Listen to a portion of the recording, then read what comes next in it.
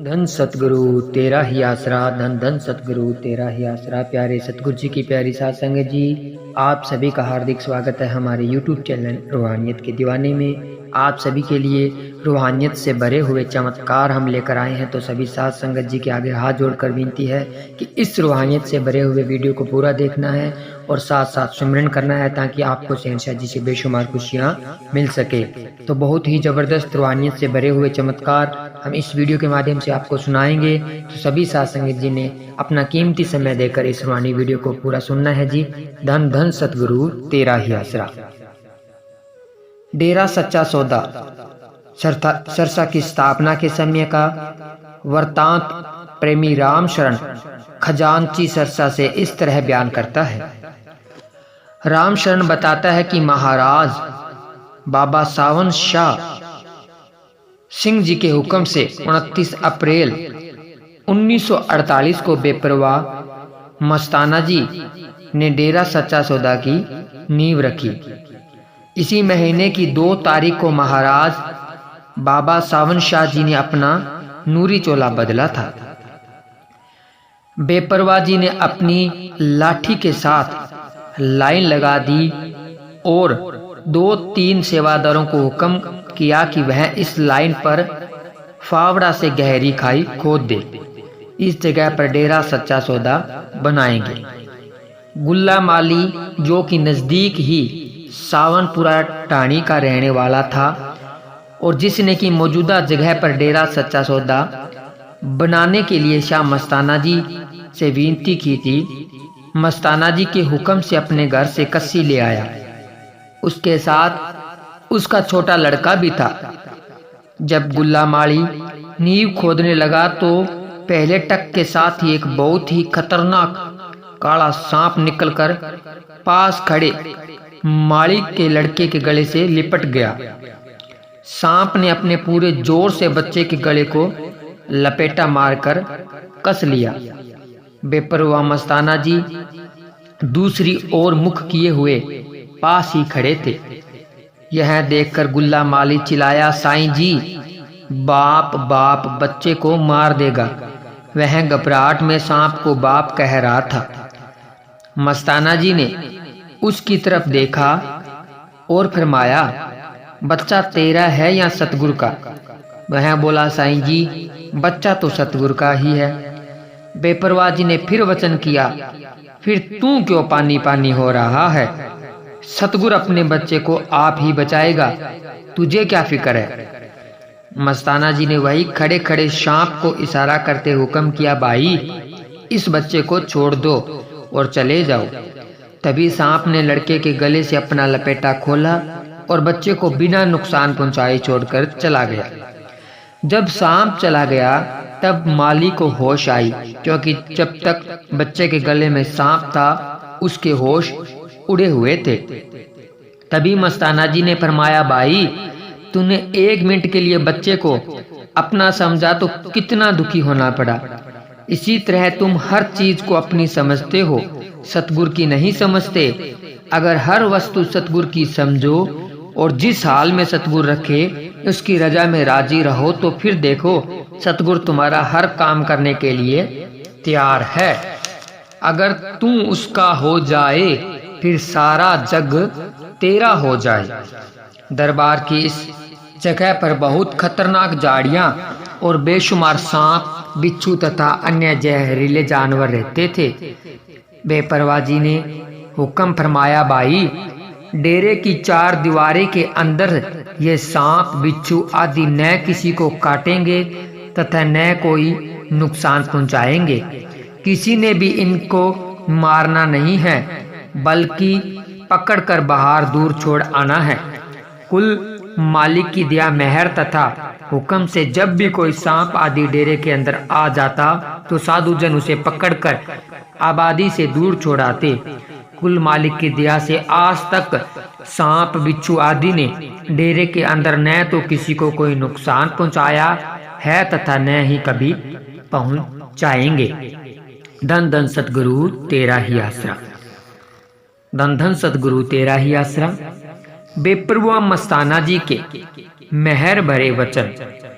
प्रेमी पूर्ण सिंह कल्याण नगर सरसा से लिखता है, मैं 1953 में अमृतसर से सरसा आकर एक किराए के मकान में रहने लगा और रोजगार हेतु शहर में रेहड़ी लगाता था। इसके लगभग 9 महीने बाद मैंने दरबार डेरा सच्चा सौदा में आकर बेपरवाह मस्ताना जी के दर्शन किए और नाम दान भी प्राप्त कर लिया।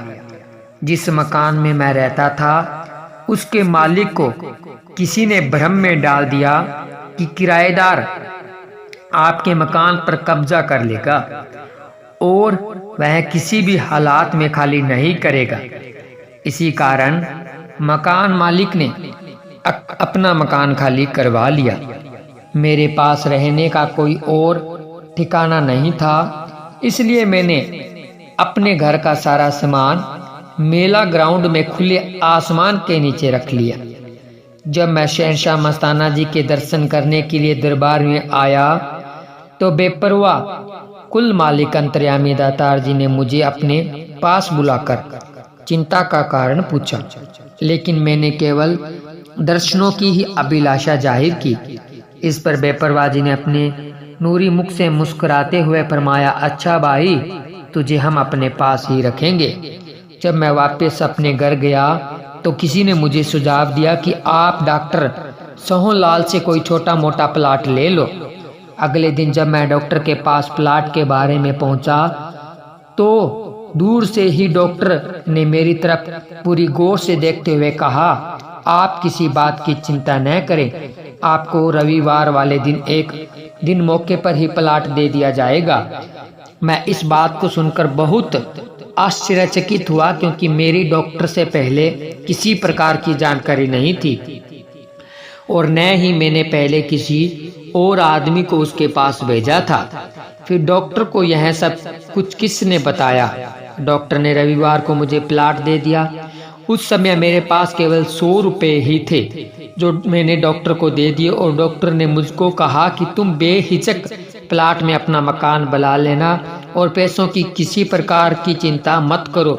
बेपरवाह मस्ताना जी की अपार कृपा द्वारा मैंने उस प्लाट में एक कमरा बना लिया और बाकी पैसे धीरे धीरे करके थोड़े ही समय में डॉक्टर साहब को दे दिए। ये सब बेपरवाह मस्ताना जी की अपार कृपा का ही प्रमाण है। वे अपने भक्तों की हर प्रकार की कठिनाइयों को सहज ही दूर कर देते हैं, जबकि भक्तों को इसका पता भी नहीं चलता।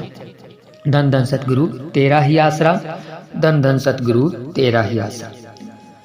बीबी ईश्वर देवी कल्याण नगर सरसा से बेपरवाह मस्ताना जी महाराज के समय का एक चमत्कार इस प्रकार बताती है। वर्ष 1954 की बात है कि एक दिन मुझको डेरे से 5 पैसे मिले जो कि किसी के गुम हुए थे। मैंने उन पैसों को खर्च कर दिया और घर में किसी को बताया भी नहीं। बेपरवाह मस्ताना जी का यह वचन, जो भी डेरे में से बिना पूछे कोई वस्तु घर ले जाएगा, मस्तानी मौज उसका पीछा 6 महीने तक नहीं छोड़ेगी। उस समय मैं छोटी उम्र में ही थी जब मुझसे सतगुरु के वचन की अवहेलना हुई थी। इस गलती की सजा के कारण मेरे हाथ का अंगूठा पक गया, जिसमें पस राद पड़ गई थी, जो कि डॉक्टर ने चीरा देखकर निकाली। फिर दूसरा चीरा दिया। तीसरी बार डॉक्टर ने कैंची से अंगूठा आगे से काट दिया। धीरे धीरे मांस गल कर हड्डियां बाहर निकल आई, लेकिन ठीक नहीं हुआ। सरकारी अस्पताल में दिखाया तो डॉक्टर बोला, इसका ऑपरेशन होगा, वह अंगूठा काटना पड़ेगा। डॉक्टर ने मुझको अस्पताल में भर्ती कर लिया। मेरी बुआ तुलसा बाई भजन सुमरन में बैठ गई। उसको बेपरवाह मस्ताना जी के दर्शन हुए। उसने देखा कि शहंशाह मस्ताना जी ने अपने दोनों कर कमल मेरे अंगूठे पर रख दिए हैं। वह जल्दी जल्दी अस्पताल में पहुंची जहां मेरे ऑपरेशन की तैयारी हो रही थी। वह मुझको बाथरूम का बहाना बनाकर घर ले आई और कहने लगी कि अंगूठा नहीं कटवाना, क्योंकि शहंशाह जी ने मुझे सिमरन में बैठी हुई को अंगूठा ठीक होने का दृष्टांत दिखाया है। थोड़ी बहुत दवाई लगाने से कुछ ही दिनों में ठीक हो जाएगा। उपरोक्त वचन अनुसार 6 महीनों का समय भी पूरा हो चुका था। मुझको अचानक ही याद आया कि मैंने डेरे से 5 पैसे उठाए थे। वह 5 पैसे भी मैंने डेरे के बाहर रख दिए। पूर्ण सतगुरु अपने बच्चों की गलतियों का भुगतान इसी जन्म में ही पूरा करवाकर अपने असली देश सतलोक ले जाता है। पूर्ण सतगुरु का वचन कभी खाली नहीं जाता, वह तो अवश्य पूरा होता है। धन धन सतगुरु तेरा ही आसरा, धन धन सतगुरु तेरा ही आसरा। लेख राम जो कि दरबार डेरा सच्चा सौदा सरसा में सत ब्रह्मचारी सेवादार था।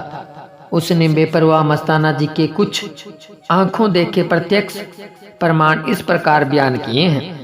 सन 1956 की बात है कि एक दिन गांव टुकड़ी के एक प्रेमी रामाचंद ने घर में दूध पीने के लिए एक भैंस खरीदी।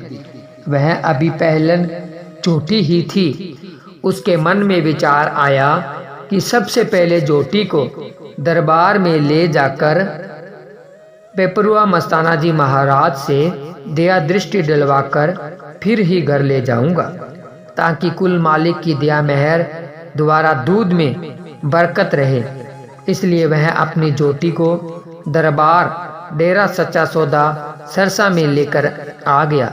जब शहनशाहों के शहनशाह परम पिता शाह मस्ताना जी गुफा से बाहर आए तो प्रेमी रामचंद्र चंद ने नम्रता पूर्वक प्रार्थना की कि साईं जी, मैंने दूध पीने के लिए यह भैंस खरीदी है। यह पहलन पहली बार ब्याई है और आप जी की कृपया दृष्टि दिलवाने के लिए दरबार में लाया हूँ।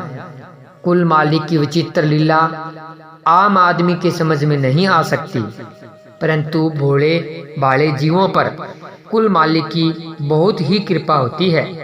बेपरवाह जी ने फरमाया, हमें तो भाई पता नहीं चलता कि पहलन जोटी क्या होती है, परंतु है यह भैंस। बेपरवाह जी बिल्कुल ही भोले भाले बन गए। तब सेवादारों ने पहलन के बारे में प्रार्थना की कि साईं जी, जो भैंस पहली बार ब्याई हो उसे पहलन कहते हैं।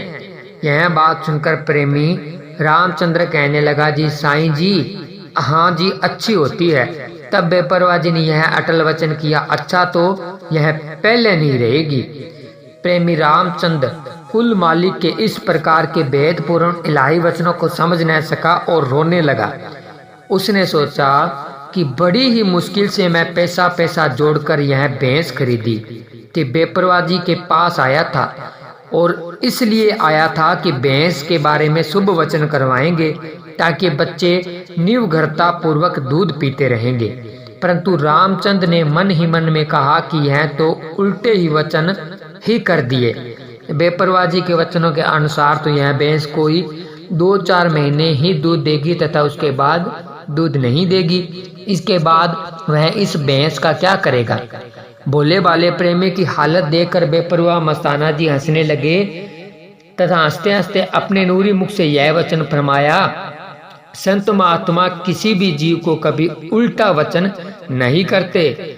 संतों के वचनों को जीव न तो पकड़ सकता है और न ही समझ सकता है। बेपरवाह जी ने फरमाया, भाई, तुमने दूध पीने के लिए भैंस खरीदी है। जब तक भी यह भैंस जीवित रहेगी तब तक तुम्हें पहलन बनकर ही दूध देती रहेगी। कुल मालिक के उपरोक्त वचनों के अनुसार प्रेमी रामचंद्र उस भैंस को अपने घर ले गया तथा उसने खूब दूध पिया। जब तक वह भैंस जीवित रही, पहलन ही रही और खूब दूध देती रही। सत ब्रह्मचारी सेवादार लेखाराम, जिन्होंने कुल मालिक की बेअंत रहमत का यह प्रत्यक्ष प्रमाण बताया है, वह भी कई बार उस भैंस का दूध निकलाता रहा। उसने बताया कि जब भी दूध की जरूरत होती तो भैंस को थापी लगाकर नीचे बैठकर दूध निकाल लेते। वह बाबे वाली भैंस के नाम से प्रसिद्ध हो गई। उस भैंस की कटड़ी जो कि उसके साथ आई थी, वह भी उसी प्रकार जब तक जीवित रही खूब दूध देती रही। कुल मालिक बेपरवाह संत जन अपने जीवों का भला ही चाहते हैं। वह भोले भाले जीवों पर अत्यंत खुश होते हैं तथा अत्यंत रहमतें बख्शते हैं। धन धन सतगुरु तेरा ही आसरा, धन धन सतगुरु तेरा ही आसरा, धन धन सतगुरु तेरा ही आसरा। पटवारी ओम प्रकाश, गांव रतनपुरा, तहसील नौर, जिला हनुमानगढ़ से शहंशाह मस्ताना जी की हुई अपने पर अपार रहमत का वर्णन इस प्रकार करता है। सन 1957 में बेपरवाह जी जब फेफाना डेरा सचखंड धाम गए तो उस वक्त मैं रतनपुरा में पटवारी लगा हुआ था। मेरे तीनों बच्चे चेचक की भयंकर बीमारी से पीड़ित थे। चेचक निकले 4 दिन हो गए थे, जिस कारण बच्चों को सांस लेने में भी तकलीफ हो रही थी। मैंने दवाई बूटी करने की बहुत कोशिश की, परंतु उस समय आसपास कोई डॉक्टर नहीं था, जिस वजह से मुझे कहीं से भी दवाई न मिली और न ही इसका कोई दूसरा इलाज था। मैं काफी परेशान था। मैंने अपनी पत्नी से कहा कि बच्चों को चादर से ढक दो, रात काफी हो गई है, तुम भी सो जाओ। जिसके बच्चे मौत के मुंह में पड़े हो, भला उसे कैसे नींद आ सकती है। मैं सुबह 3 बजे उठा, हाथ मुंह धोकर भजन सुमिरन करने लगा। अभी सुबह के 4 ही बजे थे कि मकान में एकदम बहुत तेज प्रकाश हुआ। मैंने आंख खोली तो देखा कि वालिदो जहान बेपरवाह मस्ताना जी हाथ में लाठी लिए हुए खड़े हैं। मैंने अपने सतगुरु को प्रणाम किया। शहंशाह जी ने फरमाया, बेटा बैठा है। मैंने उत्तर देते हुए कहा, हाँ पिताजी।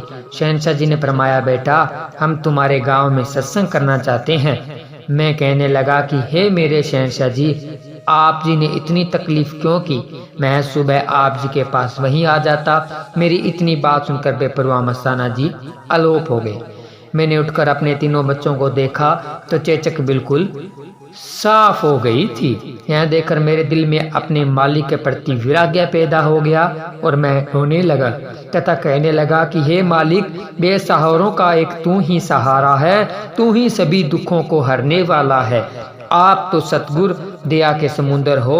आप जी हमेशा ही दुख मुसीबत में अपने बच्चों की संभाल करते हो। हे शहंशाह जी, जो एहसान आपने मुझ पर किए हैं मैं उनको कैसे भुला सकता हूँ। अगले ही दिन बेपरवाह जी रतनपुरा पधारे। शहंशाह जी के गांव में पधारने पर प्रेमियों ने जोर जोर से नारे लगाने शुरू किए। प्रेमियों के दिलों में खुशी की लहर दौड़ गई, परंतु गांव वालों ने ऐतराज किया कि यहाँ ज्यादा शोर मत करो, क्योंकि ज्यादा शोर होने से चेचक के रोगी को तकलीफ होती है, इसलिए यह ठीक नहीं है। शहंशाह वालिदो जहान बेपरवाह मस्ताना जी ने जब यह बात सुनी तो फरमाया, ए रान, तू यहाँ क्यों आई है? तेरा यहाँ आने का क्या मतलब है? बाहर निकालो इस रान को। पूज्य बेपरवाह जी का मतलब चेचक की बीमारी को वहां से भगाने का था। तब से आज तक हमारे घर तो क्या सारे रतनपुरा गांव में भी चेचक की बीमारी नहीं आई। जैसा कि मन ही मन में सभी को यह भय था कि यह तो छूत का रोग है, एक गांव तो क्या आसपास के सभी गांव में फैल जाएगा, परंतु हुआ इसके बिल्कुल विपरीत। जैसे शहंशाह मस्ताना जी ने फरमाया था, बल्कि सारे हिंदुस्तान में भी इसका बिल्कुल खात्मा हो गया है। सभी गांव वालों ने इस भयानक बीमारी से छुटकारा पाकर सुख की सांस ली और बेपरवाह मस्ताना जी का लाख लाख शुक्राना किया। पूर्ण सतगुर महात्मा तो हमेशा परोपकारी होते हैं और वे परोपकार करने के लिए ही सचखंड से चलकर मातलोक में आते हैं। बेपरवाह जी के वचनों से चेचक का भारी प्रकोप जो उन दिनों सारे गांव में फैला हुआ था तत्काल ही खत्म हो गया और गांव के सभी मरीज स्वस्थ हो गए। धन धन सतगुरु तेरा ही आसरा, धन धन सतगुरु तेरा ही आसरा।